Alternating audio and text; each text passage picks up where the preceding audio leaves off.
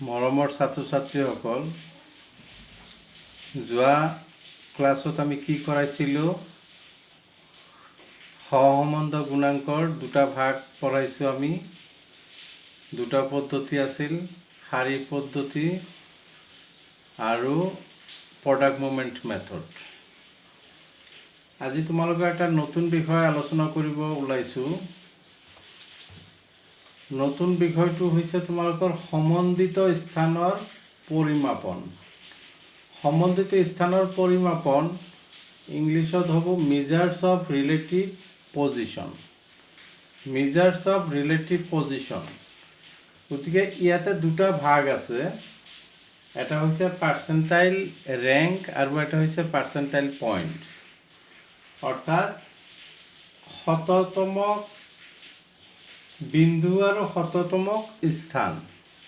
আজি তোমালোকক আলোচনা কৰিম শতাংশ বিন্দু বা শততমক অৰ্থাৎ পাৰ্চেণ্টাইলৰ দুটা ভাগ আছে, তাৰে এটা হৈছে শতাংশ বিন্দু, আন এটা হৈছে শতাংশ স্থান। আজি তোমালোকৰ শতাংশ স্থান সম্পৰ্কে আলোচনা কৰিম। তোমালোকক মই অলপ আগত আলোচনা কৰা কথা অলপ সোঁৱৰাই দিছোঁ।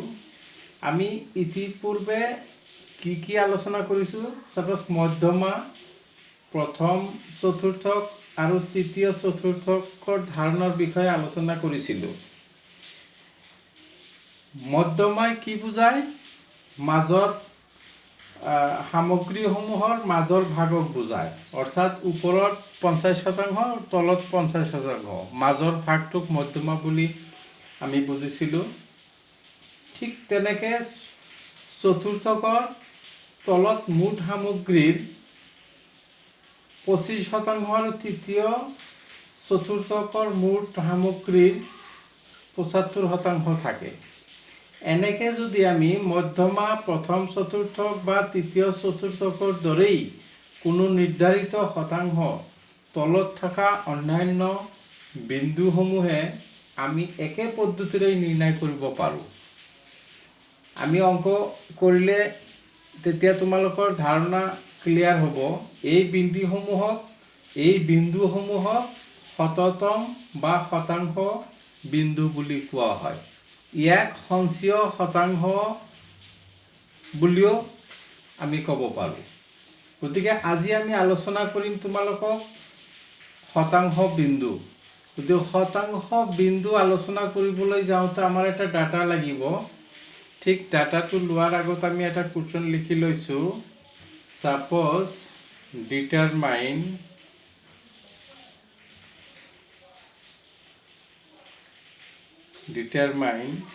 আমি লৈছোঁ এইটো P30 and P70 from the following distribution table. আমি টেবুলটো লিখি লৈছোঁ যে আগৰ নিচিনাকৈ ক্লাছ ইণ্টাৰভেল ল'ব লাগিব আমি। 140 পৰা 144, 145 to 149, 150 to 154, 155 to 159, 160 to 164, 165 to 169, 170 to 174, 175 to 179, 180 to 184, 185 to 189, 190 to 194, 195 to 199. এইটো টেবুল তোমালোকক আগতেও লিখাই দিছিলোঁ। চেম টেবুল লৈছোঁ আমি। ইয়াতে ফ্ৰিকুৱেঞ্চি আছে 1, 3, 2, 4, 4, 6, 10, 8 5 4 2 1 n is equal to কিমান 50 এনেকে আমাৰ এটা টেবুল দিয়া থাকিব ইয়াৰ এনে কোৱেশ্চনটো কি আছে আমাৰ প্ৰশ্নটো হৈছে determine P30 and P70 from the following distribution table. P30 means আমাৰ 30ৰ শতাংশ সাপোজ টোটাল কিমান আছে আমাৰ 50 আছে আমাৰ টোটাল বাৰংবাৰতা কিমান আছে 50 আছে ইয়াৰ মাজত 50ৰ ভিতৰত 30 শতাংশ আৰু 70 শতাংশ আমি উলিয়াব লাগিব এইটো হৈছে আমাৰ প্ৰশ্ন গতিকে ইয়াতে আমি কি কৰিব লাগিব আমি প্ৰথম আমি ইয়াৰে ফৰ্মুলা জানিব লাগিব ফৰ্মুলাটো কি আছিল আমাৰ সে ফৰ্মুলাটো আছিলে PP percentile point L plus উপৰত হ'ব PN minus capital F divided by small f into interval this is formula এতিয়া PN আমি প্ৰথম কামটো হৈছে আমাৰ PN উলিয়াই ল'ব লাগিব PN মানে হৈছে পাৰ্চেন্টাইল নাম্বাৰ PN হৈছে পাৰ্চেন্টাইল নাম্বাৰ মানে PN আমি প্ৰথম উলিয়াই ল'ব লাগিব আমি PN কেনেকৈ উলিয়াম PN উলিওৱাৰ এটা পদ্ধতি আছে suppose PN is equal to এটো লিখি লবা P divided by 100 into N এটো লিখি ললে আমাৰ উলোৱাত সহজ হ'ব সাপোজ ইয়াতে আমাৰ P কিমান উলিয়াব লাগে আমি P30 উলাব লাগে এই 30 টো ওপৰত লিখিব লাগিব তলত 100 into N আমাৰ কিমান আছে 50 আছে গতিকে এইখিনিক যদি আমি কৰো এটো 0 কাটি দিলে 0 0 আৰু ইয়াতে আমাৰ কিমান হ'ব 15 পাম এইটো হৈছে পার্সেন্টাইল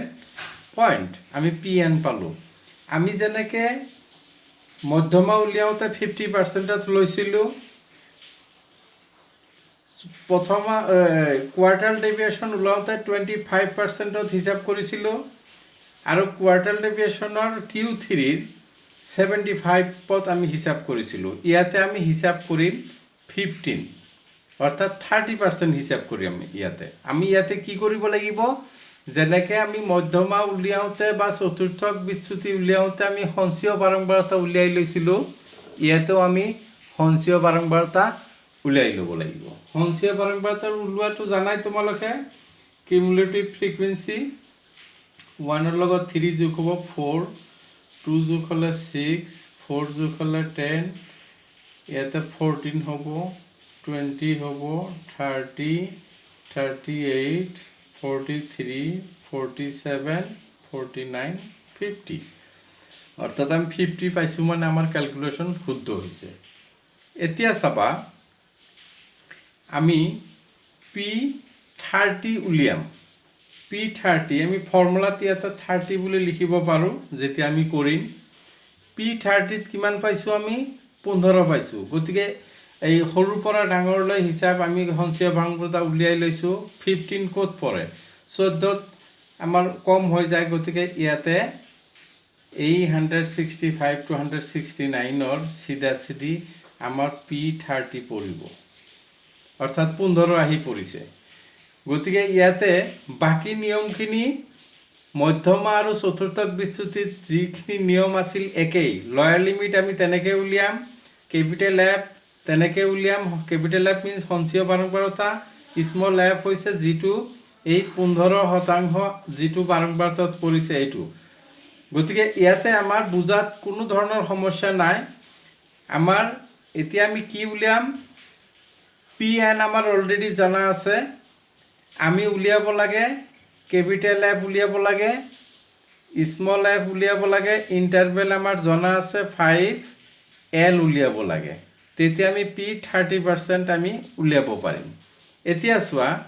আমাৰ 15 অৰ্থাৎ 15 কোত গৈ পৰিছে 6 ত পৰিছে এই 6 হ'ব স্মল f আৰু ইয়াৰ তলৰ